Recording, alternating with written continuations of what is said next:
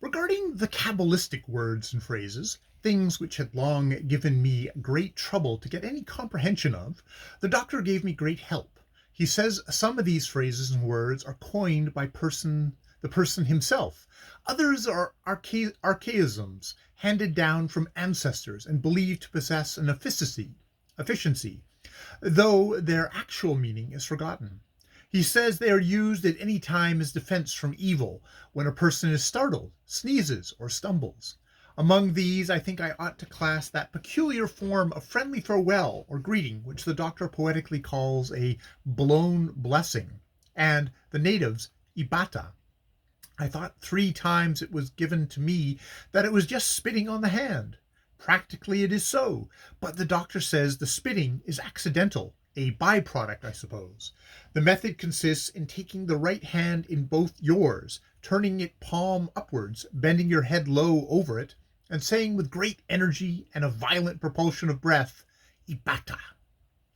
Idols are comparatively rare in Congo Francais, but where they are used, the people have the same idea about them as the true Negros have, namely, that they are things which spirits reside in or haunt, but not in their corporeal natural adorable, but not in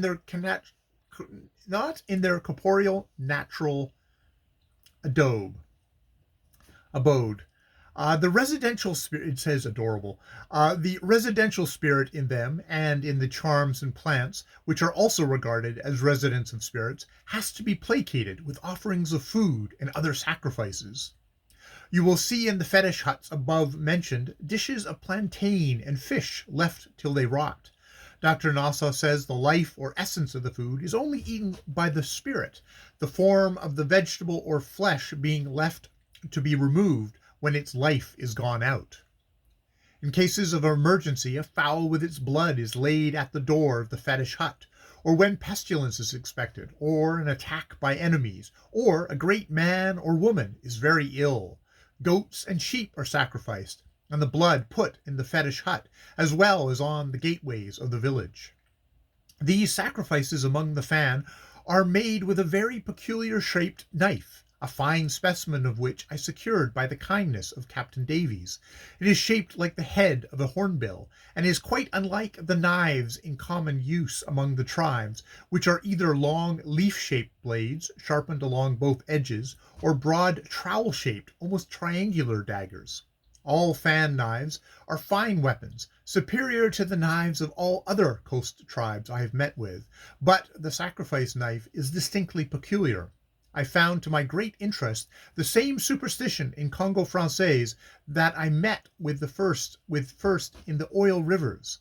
Its meaning I am unable to fully account for, but I believe it to be a form of sacrifice.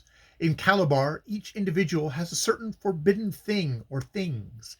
These things are either forms of food or the method of eating. In Calabar, this prohibition is called ibet. And when, in consequence of the influence of white culture, a man gives up his ibet, he is regarded by good sound jujuists as leading a regular and dissipated life, and even the unintentional breaking of the ibet is regarded as very dangerous.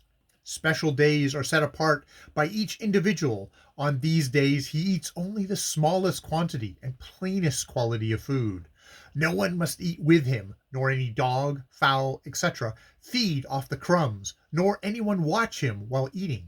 I suspect on this day the ibet is eaten, but I have not verified this, only getting from an untrustworthy source a statement that supported it.